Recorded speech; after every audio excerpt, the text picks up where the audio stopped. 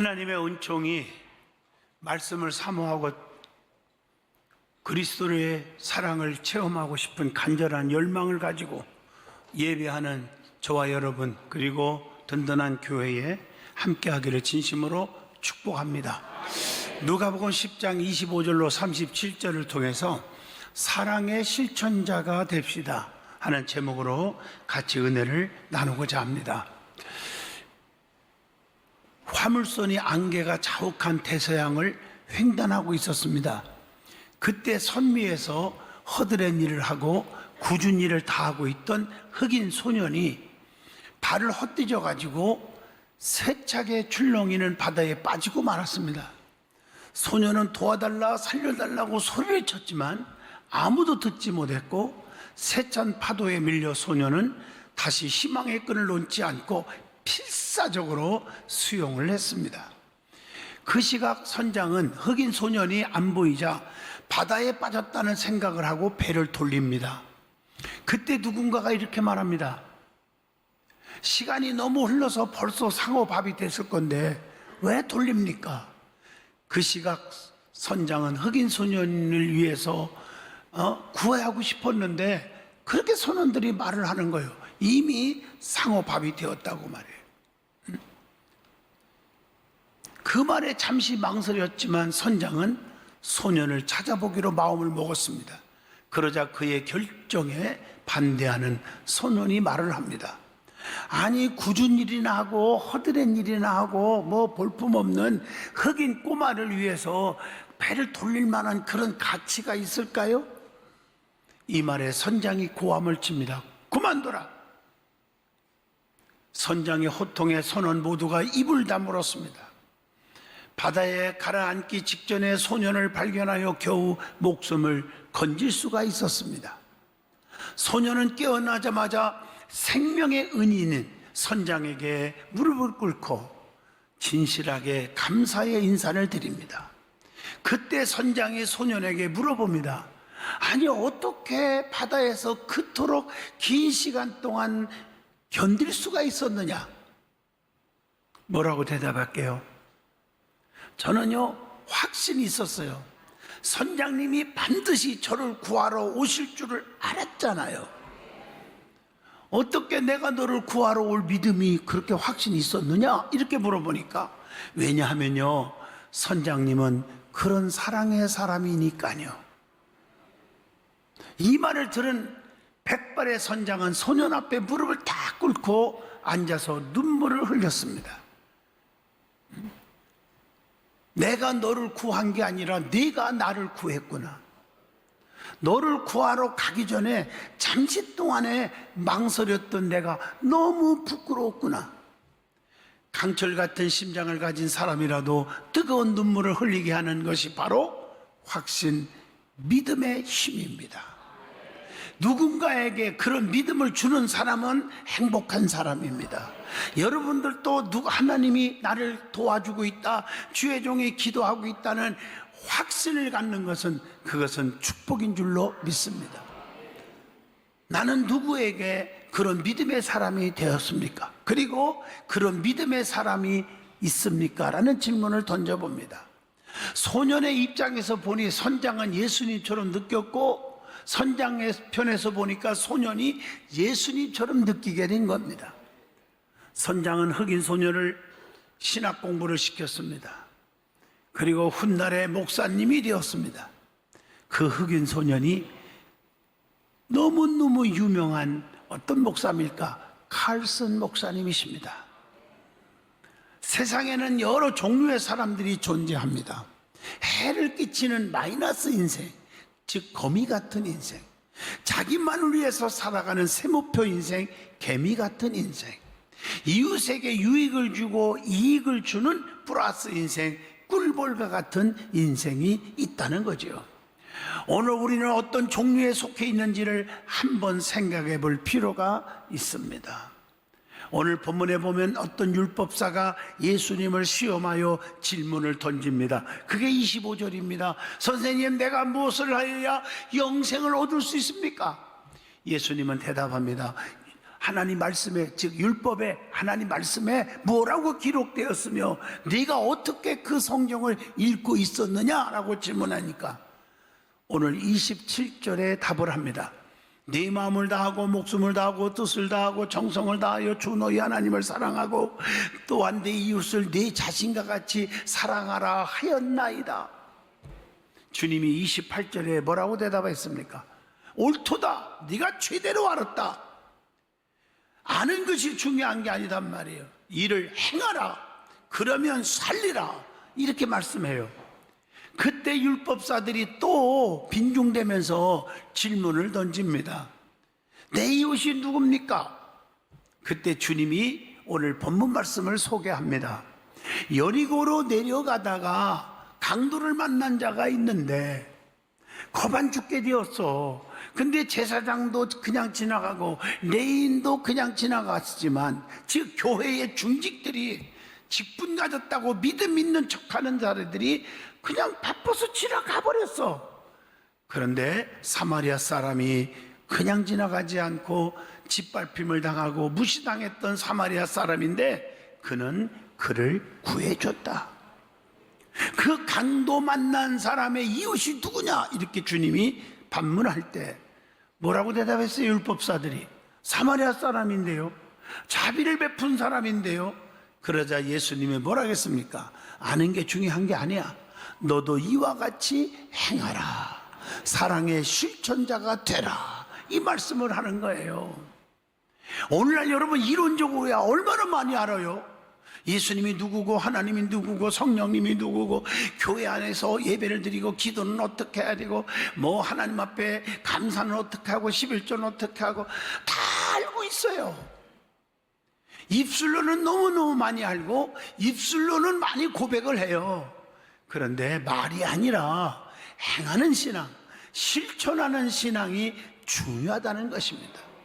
오늘 저와 여러분이 이 본문을 중심으로 사랑의 실천자가 되자 하는 제목으로 깊은 은혜의 시간이 되어지기를 갈망합니다. 제일 먼저 오늘 본문에 여러 종류의 사람들이 나오는데 나는 그 종류 중에 어떤 사람인지를 스스로 자각하고 발견하고 점검하는 시간이 되자는 얘기입니다. 저는 하나도 빠짐없이 오늘 본문 성경을 그대로 영적으로 여러분에게 해석해 주는 것입니다. 첫째 사람이 누가 등장합니까? 강도 만난 사람이 등장합니다. 이게 오늘 본문 누가복음 10장 30절입니다. 강도를 만나면 어떻게 되었다고 오늘 기록되어 있습니까? 육체에 큰 타격이 옵니다. 거의 거반 죽게 되었다고 그랬어요.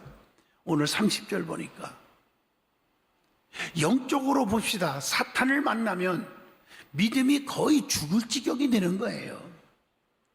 육체의 질병도 여기에 속한다고 봅니다. 강도 만난 자가 어떻게 됐어요? 있는 거 다 빼앗겼다고 했어요. 영적으로 보면 우리가 세상의 강도를 만난 것처럼 영적인 강도를 만나면 사업도 직장도 잘 나가도 언젠가는 망가진다는 것입니다. 이게 오늘 본문 말씀 30절의 교훈입니다. 그러므로 영적으로 강도 만난 자가 되면 안 됩니다. 평안을 상실하고 불안과 초조와 근심, 걱정, 공포에 시달릴 수밖에 없는 거예요. 그러면 왜 강도를 만났냔 말이에요. 오늘 본문에 답이 다 나와요. 예루살렘을 떠나서 여리고로 내려가다가 강도를 만났다고 30절에 말합니다.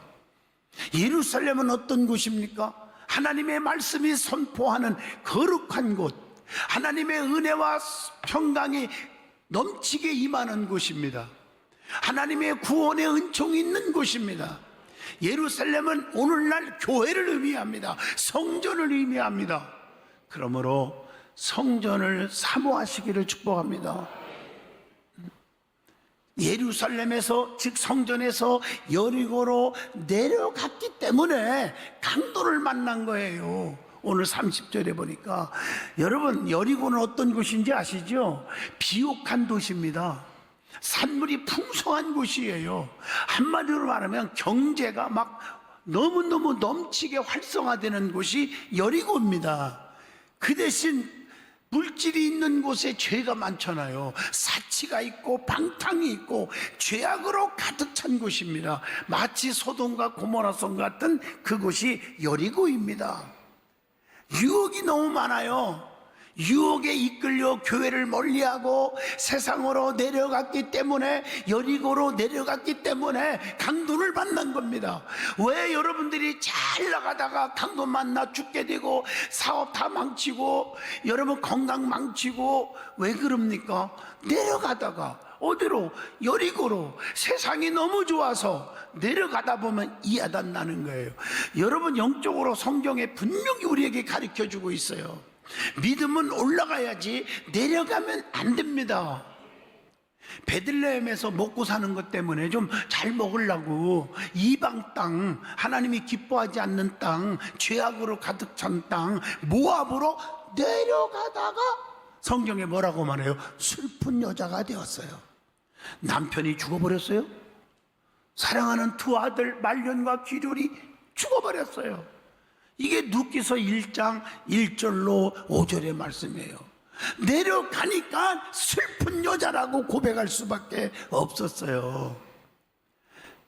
우리가 신앙생활하면서 세상 것들 때문에, 물질 때문에 이 핑계 저 핑계 대면서 교사 그만둬, 성가대 그만둬, 봉사생활 그만둬, 감사생활 그만둬, 11조 생활 그만둬, 전도생활 그만둬.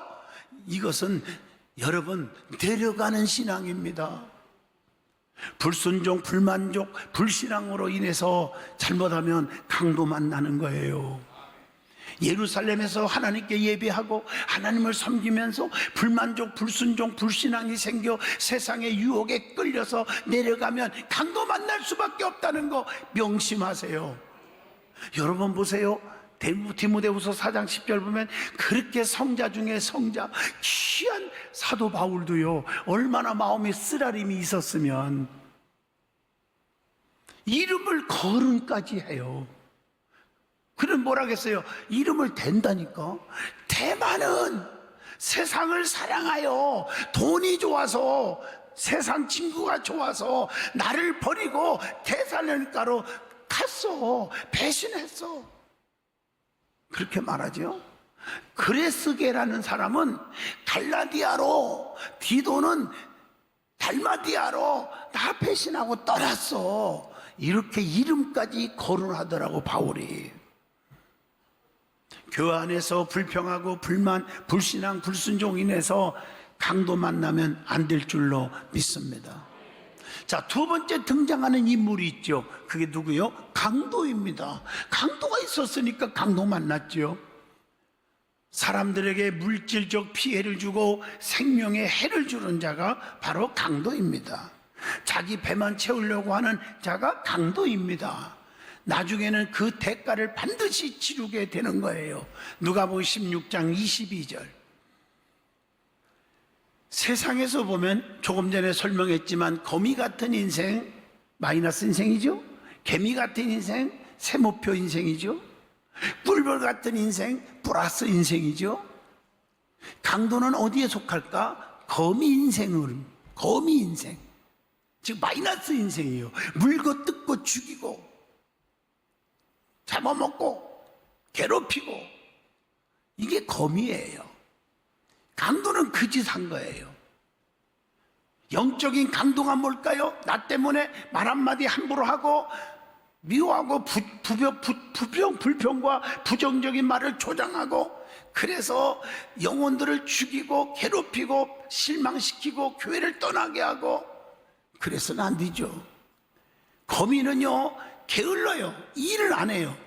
그냥 함정을 파놓고, 즉 거미줄을 쫙 깔아놓고 기회만 노리다가 먹을 것만 걸렸다 그러면 잽싸게 나타나요.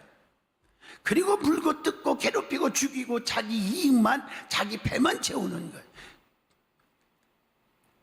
그래서 강도는 거미 같은 인생이라고 말합니다. 자, 세 번째 인물이 등장합니다. 자기만을 위해 사는 자가 있어요. 신앙생활도 나만 잘하면 되지, 나만 천국 가면 되지, 그와 같아요.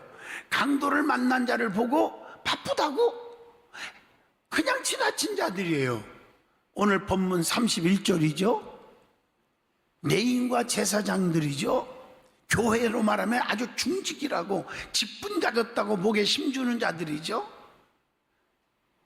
강도 만난 자를 보고 겁 안 죽게 되고 비투성이 되었는데 그냥 피하여 지나가고, 이렇게 31절에 표현해요. 피하여 지나가고. 어떤 사람은 주의 일할 때 딱 보면 사서 피하여 가고, 어쩜 이렇게 똑같이 나오나 몰라. 성경에 소외되고 병든 자, 자기 할 일이 있는데도 예면을 해버려요. 세상에 빛이 되어야 할 자들이 예면한 거죠. 사람의 생명보다 바쁘다는 것, 그것을 더 중요시 생각하는 자들입니다. 해를 입히지 않았지만 뭐 좁히거나 뭐 뺏거나 그러지는 않았지만 도움을 주지 못한 자들이에요. 그게 32절의 말씀이에요. 그래서 성경은 말합니다. 선을 행할 줄 알고도 행하지 아니하면 죄인이라. 야고보서 4장 17절에 말씀을 합니다. 예수님은 손해를 입히지 않는 자를 심하게 책망한 것이 마태복음 25장 27절에도 나오지 않습니까? 이런 인생을 뭐라고 그러느냐? 개미 같은 인생이다, 이렇게 말합니다. 자, 네 번째 등장하는 인물이 나오죠. 그 겁 안 죽게 되고 강도 만난 자를 사랑을 제공한 착한 사마리아 사람이 있었다는 거예요. 그게 33절의 말씀입니다. 이런 사람은 플러스 인생, 꿀벌과 같은 인생이라고 말합니다. 가해자는 아니지만 강도 만난 자를 보고 예면하지 않고 구해줬다고 34절에 말합니다. 이웃의 아픔을 그 누구보다도 우선해서 생각할 줄 아는 사람입니다. 그게 35절입니다.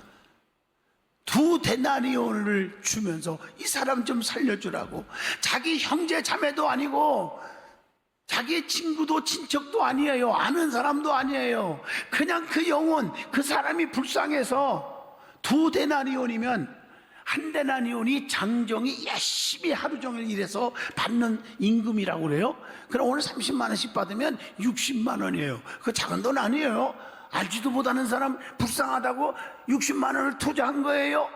그것으로 끝났습니까? 한 번으로 끝나지 않았어요. 계속적으로 돌보는 거예요. 35절 보세요. 돈이 더 필요하면 내가 더 열심히 벌어가지고 돌아오는 길에 갚아줄 테니까 이 사람을 좀 살려주시라고 그랬어요. 멋진 사람이잖아요. 자기의 물질을 내놓았어요. 예수님은 이웃을 사랑하되 내 몸과 같이 하라, 이렇게 말씀을 누가복음 10장 27절에 말씀합니다. 성도는 사마리아 사람처럼 꿀벌 신자가 되어야 합니다. 교회에서 꿀벌 신자, 이웃에게 꿀벌 신자, 성도에게, 주의 종들에게 꿀벌 신자가 되셔야 됩니다. 꿀벌은요 부지런합니다. 유익을 주는 자예요. 자, 그러면 오늘 말씀을 통해서 우리에게 주시는 그 교훈이 뭘까? 사랑의 실천자가 되라는 거예요. 말꾼이 아닌 일꾼이 되라는 거예요. 하나님은 실천하는 자를 사랑해요. 야고보서 1장 25절. 행함이 없는 믿음은 죽은 거라고 야고보서 2장 17절에 말씀합니다. 그리고 강도 만난 자를 구원해 준 사마리아 사람의 행동 과정을 쭉 살펴보세요. 우리에게 엄청난 교훈을 줘요. 오늘 본문 33절로 35절이거든요. 강도 만난 자를 처음에 어떻게 했어요? 오늘 말씀 잘 봐요. 보았다 그랬어요. 여러분, 성도는요, 사랑으로 넘치는 믿음의 사람들은 그냥 지나가지 않아요. 이렇게 소외된 자가 누군가, 아픈 자가 누군가, 고통당하는 자가 누군가, 이렇게 볼 줄 알아야 돼요. 그게 안 보인다? 사랑이 없어서 그래요. 아, 저 사람 안 믿는 사람이구나. 그게 보여야 돼요. 그 다음에 어떻게 했어요? 보고 불쌍히 여겼다는 거예요. 그리고 어떻게 했어요? 그 다음에 가까이 갔습니다. 피하지 않았습니다. 그리고 또 어떻게 했습니까? 포도주와 기름을 상처에 부었어요. 포도주는 예수님의 보혈을 의미합니다. 기름은 성령님의 능력과 은사를 의미합니다. 상처에 부은 것은 치료를 의미합니다. 그래서 이사야 53장 5절 그가 찔림은 우리의 허물을 인하며 그가 상함은 우리의 죄악을 인함이라. 그가 징계를 받음으로 우리가 평안을 누리고 그가 채찍에 맞음으로 우리가 나음을 입었도다. 그 다음에 싸매어 주었다고 그랬어요. 이것은 사랑과 엄청난 위로를 의미합니다. 그것뿐입니까? 자기가 타고 가던 짐승에 자기가 안 타고 그 짐승에 태웠어요. 수고와 희생을 의미합니다. 태우고 자기는 걸어가면서 아유 괜히 이 사람 구해줬네, 내가 저 짐승에 타면은 다리도 안 아플 텐데, 그렇게 했다는 말이 성경 다 쳐다봐도 없어요. 그리고 주막으로 데리고 가서 돌봐주었다. 마태복음 28장 20절 기억하시기를 바랍니다. 이것은 교회에 데리고 가서 관심과 사랑을 베푼 것 같은 영적인 의미를 줍니다. 뿐만 아니라 데나리온을 주고 주인에게 돌봐주라고 했고, 즉 이것은 책임과 양육을 의미합니다. 디모데후서 3장 14절 비용이 더 들면 갚아주겠다고 했어요. 빌립보 4장 18절을 기억하십시오. 이것은 지속적인, 계속적으로 돌봄과 후원을 의미합니다. 전도도요, 믿음이 자랄 때까지 끝까지 관심과 사랑을 제공해 줘야 합니다. 그리고 물질로 투자할 줄 알아야 합니다. 여러분, 많은 분들이 착각하는 경우가 너무 많아. 내 인생에 많이는 안 살았어도 보면 그 원리는 알아요. 성경에 보면 그 원리를 가르쳐 줬어요. 샘물도 퍼주고 퍼줄수록 더 좋은 물이 나오듯이, 여러분들이요 주님으로부터 받은 축복을 나누면 나눌수록 더 좋은 것들이 온다는 사실을 모르기 때문에 인색한 거예요. 오늘 무심결 때 하는 말 한마디, 무심결 때 행동하는 그 행동이 부메랑이 되기도 한다는 거예요. 나쁜 뜻으로 말하고 남을 험담하고 불평하고 수군대고 비판하고 그러면 그거 아무것도 아닌 것 같고 자기 말할 때는 시원한 것 같아도 결국은 꽃박이로 살이 붙어서 되돌아온다는 거예요. 좋은 말과 칭찬을 하는 사람에게는 친구와는 뭘까 할 거예요. 좋은 인간관계라는 선물이 되돌아온다는 거예요. 좋은 일을 하는 사람에게는 좋은 것이 돌아오는 것, 자연의 이치 아닙니까? 모르고 했더라도 부끄러운 말과 행동은 원하든 원치 않든 몇 배로 커진 부메랑이 되어 돌아온다는 사실을 절대 잊지 마세요. 저는 짤막한 인생을 살아보면서도 철저하게 나는 많이 보아왔어요. 어떤 때는 1년, 어떤 때는 5년, 어떤 때는 10년, 20년 동안에 보면 자식들에게나 가정에게 부메랑으로 돌아오더라는 거예요. 그래서 우리는 행동 조심, 말 조심, 표정 조심해야 돼요. 이제는 우리가 어떻게 살아야 할지 간단하게 답이 나오잖아요. 그동안 무심코 날렸던 부메랑이 어떤 모습으로 돌아오겠냐는 거예요. 인생은 부메랑 게임이라고 봅니다. 우리의 생각과 말과 행동은 빠르고 늦음의 차이는 있을지언정 놀랄 만큼 정확히 자신에게 돌아온다고 하는 사실입니다. 그래서 여러분들이 말꾼이 아닌 일꾼이 되시기를 축복합니다.